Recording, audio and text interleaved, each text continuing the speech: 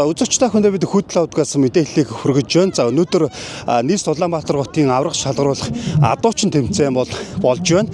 За энэ удаагийн тэмцээнд 21 аймаг нийслэлийн 9 дүүргийн адуучид маань оролцож байна. Нийт нэг 10 орчим тэмцээн уралдаанд энэ удаагийн адуучин тэмцээнд бол адуучид маань өөрсдийн ур чадвар хүч аяасаа сорж байгаа. За яг одоо миний хард бол эмэгтэй чүүд маань тогс үлжих морьтой тогс үлжих энэхүү тэмцээн болж явагдаж байна. За энэ мэдээж хамгийн богино минутанд орж ирснээр ихний аврагууд маань бол тодорно гэдэг энэ мэдээллийг өгч байна. Тэгэхээр энэ удаагийн нийслэлийн аврах шалгаруулах адуучин тэмцээний зохион байгуулснараа Монгол адуун соёлыг бас сурчлан таниулах үүднээсээ зохион байгуулж байгаа. За анх удаа зохион байгуулж байгаа гэдгээр бас онцлогтой байгаамаа.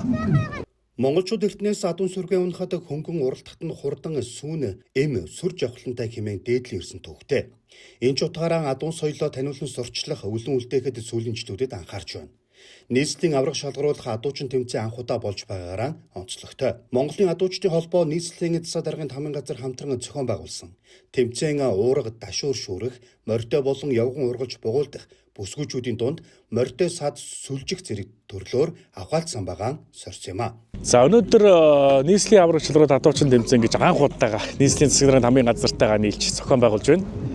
За Монгол их орны өнцөг булан бүрээс бүгд ирж оролцлоо 21 аймгийн аврагууд аймагуудын. Дээр нь адуучин залуу ер нь өдөө адуугаа ураагаад эмнэг англаас ургаа явж ирсэн бол Улаанбаатарын төвд олон сайхан залуучтай өрсөлдөж тэмцээнд оролцож байна. За ер нь энэ тэмцээн уралдаа маань ер нь цаашдаа улам хөгжиж сайхан болох голдролуугаа орж байна. Онцлог гэх юм бол бүх аймаг бүх дүүргийн төлөөллөд оролцож байна анх удаага. Ер нь энэ Монгол их орныг эзэнтэй байлгаж байгаа хүмүүс бол малчид байна шүү дээ. Тэгээ энэ залуучууд хэлдэг энэ сайхан тэмцээн урлагийн олон зохиогоорой. Залуучууд бид нар хөдөө тогтох шалтгаан ерөөсөө адуу байгаад байна. Морь уях адуучин тэмцээн. Тэгэхээр энэ төр засгаас энэ яг төрлийг ер нь энэ адууны соёлыг дээдлж яг төр засгийн бодлогод оруулж явах хэрэгтэй л да. Хотын мөрний алтан зурхай хүү 7 хотогт маань нийслэлийн аврах шалгаруулах адуучин тэмцээн маань болж байна. За энэ 6 төрлөөр адуучин залуучууд, бүсгүүчүүд 95-ын гайхыг үзүүлж Монголын нэгэн нүүдэлчин дархлаа болсон. Энэ Монгол газар нутгийг эзэгнэн сууж байгаа малчин ард түмний нэгэн дархлаа болж байгаа адуучин залуучууд, адуучдын түүний гэргий буюу эхнэрүүд нь 95-ын гайхаж өрсөлдлөө. За мөн бас биднээс үр хойчтой залгамжлах, үр залгамжилсан энэ ахуй соёлоо цааш нь түгээхийн зорилготой гин gooны тэмцээн хурдан үндэсний вэрийн наадмын тухай хуулиас 8-аас 13 насны хүүхдийн гин gooны тэмцээн боллоо. За гин gooны тэмцээнд Сэлэнг аймгаас хүүхд төрүүлсэн. За адууны магтаал ерөөл энэ тэмцээн боллоо. За энд өмнө Говь аймгийн яадаг адууны ерөөл ер нь ихэнх нь уншиж байна. За энд нь мэдээж тайзны соёл. За би хүн авч явж байгаа байдал тэгээд дуу өнгө хоолой гүйцэтгэлийг хараад өмнө Говь аймгаас магтаалаар төрүүллээ. Монголчууд эрэгтэй хүүхдтэй 13 нас хүрэхэд нь шинээр эмээл хазаар дөхөөрч өгдөг уламжлалтай. Энэ нь хүүхдээ гар ганцганд хөлн дөрөнд хүрч эр хүн болсныг биелэгддэг юм. Мөн огтой хадам гарахт нь заавал эмээл төхөөрч өгдөг заншил одоо ч хэвээрээ.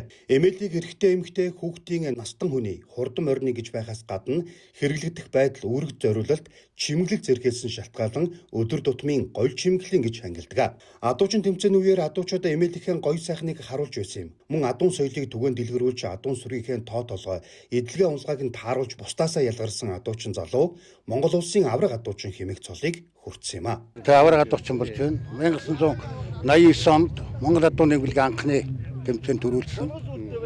Тэгээд 97 онд улсын аврагт төрүүлээд 98 онд залуучууд 2 дугаар их наадмын төрүүлээд тэгээд одоо бол яг хан улдүргийн адуучдын холбооны тэргүү хийгээд ингэ явж байгаа.